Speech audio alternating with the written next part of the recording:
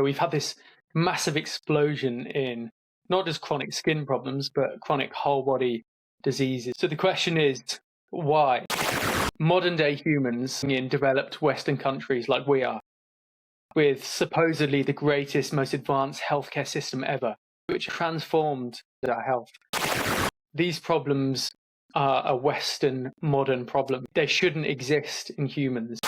Isolated tribes people in the Amazon rainforest, they said that these people had none of the...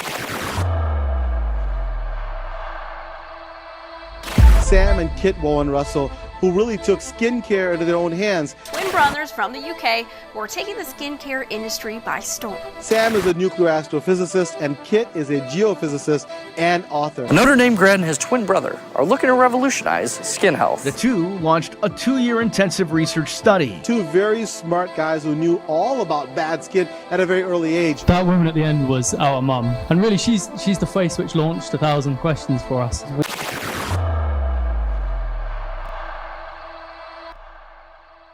3, 2, 1. Right, Kit. Eczema shouldn't exist, should it? No. Right, so on that bombshell, we're going to end. Now, so what I want to talk about is why eczema shouldn't exist. Why do I say that? I like that. It sounds to many people like a bold title. But let's just go right back to the beginning and set the scene, which I always like to do. It's always nice to understand about why we know these statements are true. So let's just go back to some research we found on isolated tribes people. So there was research done on isolated tribes people in the Amazon rainforest, and they found that they had the healthiest skin and gut microbiomes ever recorded. We won't go into how they could tell that, but as a result, they said that these people had none of the so-called Western diseases like acne or eczema or any of these chronic problems like psoriasis. So they had the healthiest skin ever recorded, and these things just didn't exist. And I think in the paper, I can't remember the direct quote, but they said, these problems are a Western modern problem. They shouldn't exist in humans if our body is healthy. So we've got this juxtaposition between modern day humans living in developed Western countries like we are, with supposedly the greatest, most advanced healthcare system ever, access to billions of pounds worth of the most high-tech health equipment, and some things which have genuinely transformed our lives and transformed our health. But on the other hand, we're saying that we have a huge amount of problems which shouldn't exist. So to me, that seems like a very weird juxtaposition, don't you think? Oh, it's completely crazy when you think about it, and it's the opposite to what you'd think. Exactly, yeah. So if our ancestors don't have these problems, then there must be something in our Western environment which is causing these problems. And that's what we've dedicated our lives to, isn't it? So I think I need to go back a bit further and zoom out a little bit just to make people understand about things like the skin. Is that okay? Yeah. I want to know why it shouldn't exist. So if that's going to help understand in the simplest way, that's great. Yeah, so let's just zoom out.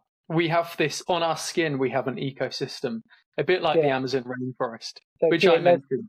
Before that, I just want to say, too, is from people's anecdotal lives in their just everyday lives, is we get on our Skin Microbiome Fitness Packages, we get people coming to us all the time saying they have eczema, acne, psoriasis, well, dermatitis. There's all these names for just these chronic skin problems.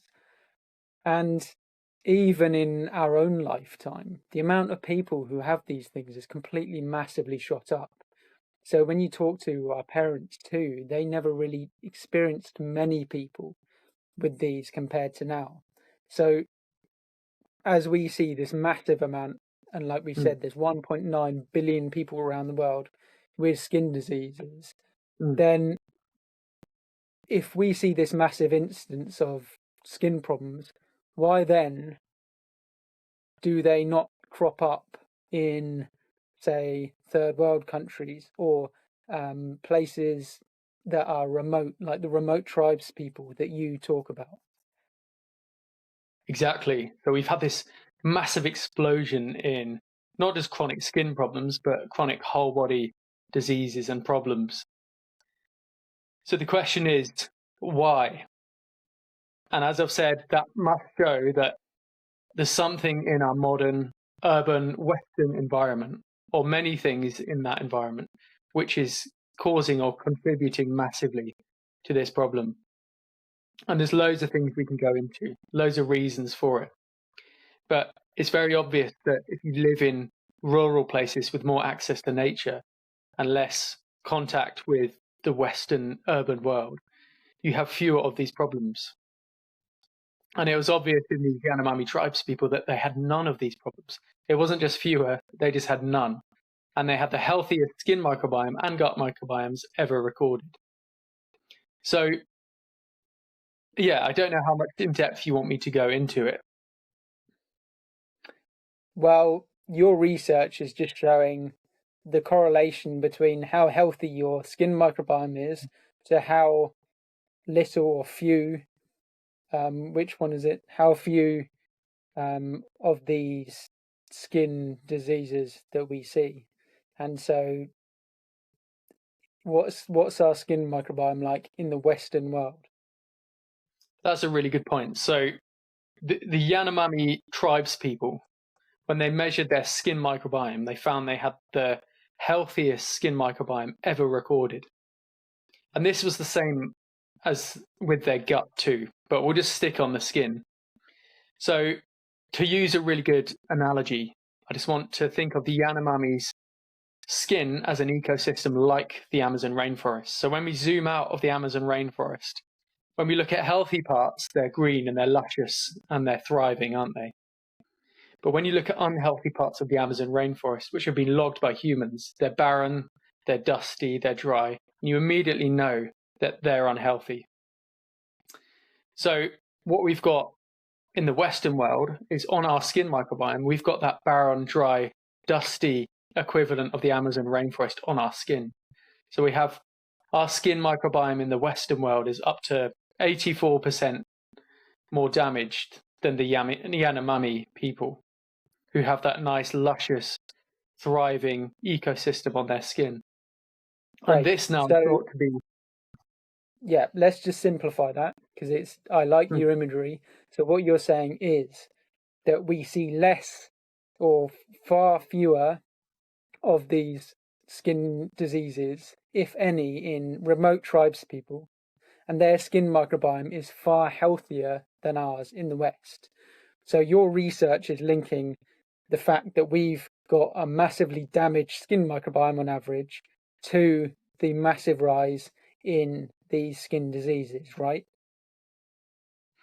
That's exactly it.